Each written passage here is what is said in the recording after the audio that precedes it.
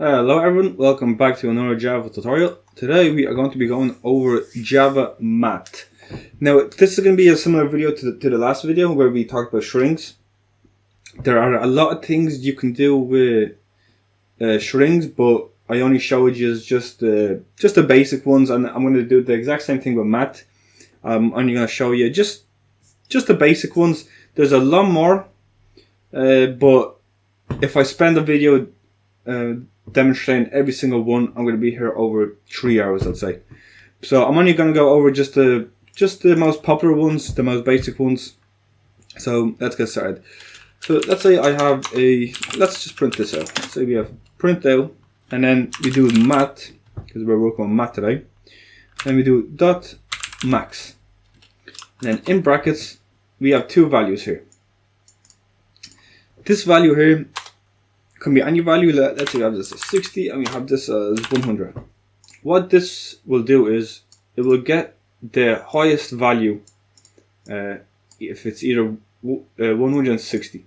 So if we run this, see we got 100. If we change this to 6,000, if we run this, you can see we got 6,000.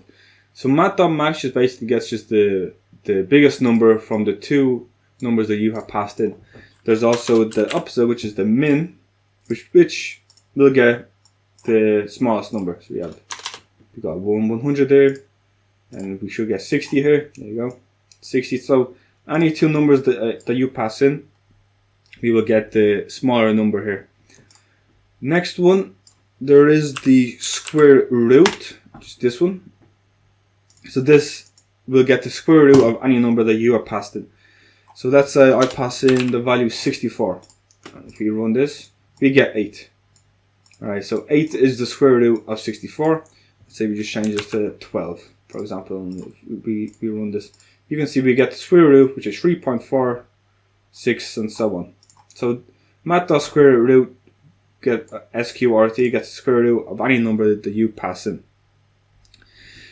Next one is the absolute. So let's the abs, and what this will do is it will convert any number that you pass in into here into a positive number. So if you pass in the number minus 25, and if you run this, it will just convert it to a positive. So minus 25 gets converted to 25. We can do minus 1005. Run this, it'll get converted to a positive 1005. If you pass in a value that is non-negative, so it's already positive, it'll just keep it positive. This all this does is it converts it. It just acts like as an absolute, so we'll just convert it to a positive number. The next one, the last one that I'm going to go through. Now, if you want to go through more of them, all you have to do is dot math dot, and then there's a lot here that you can do. This is everything that you can do with the math class in Java. You can see there's looking at 2 degrees, there's tan, I see sin somewhere, there's sin, round. The one that we're going to be using is the random today. So let's say we have a int and we want to generate a random value, just any random value. Firstly, we'll have to cast that an int, and then we'll also have to do mat.random. Now, if we print this out firstly, alright, with random num, we run this, see if we get 0. Basically what this is doing is it's getting a random number between 0 to 0. Now let's say we want to get a random number between 0 and 100, for example. All we'll have to do is we'll have to multiply that, so star, by 101.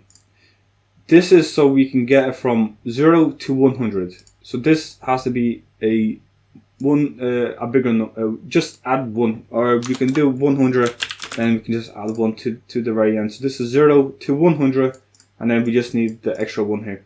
So whenever we run this, it will generate a random number, as you can see in the console, between 0 and 100. Just any random number. Now let's say we want to generate a number between one value to another value. So not from 0 to 100, but let's say from 50 to 100. So the way we'll do this is we just get rid of this here. So then we just do multiply again, and then we write. So then we write the bigger number.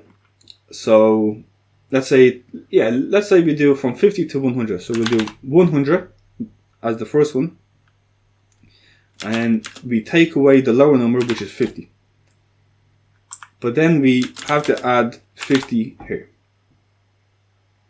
Technically, you don't need to do this one, but yeah. So this will just generate a random number between.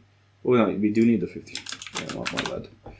So this will generate a random number between 50 and 100, as you can see. So we've got 89, 68, 59, and you can see it will not generate a number lower than 50 or greater than 100.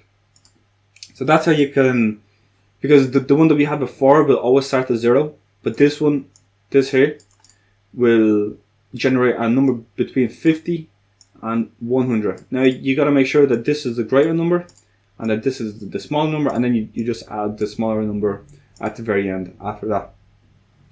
So that was basically it for the math class in Java. As I said, there are a lot more functions that you can do.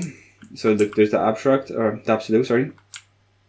And there's a lot more that we can do.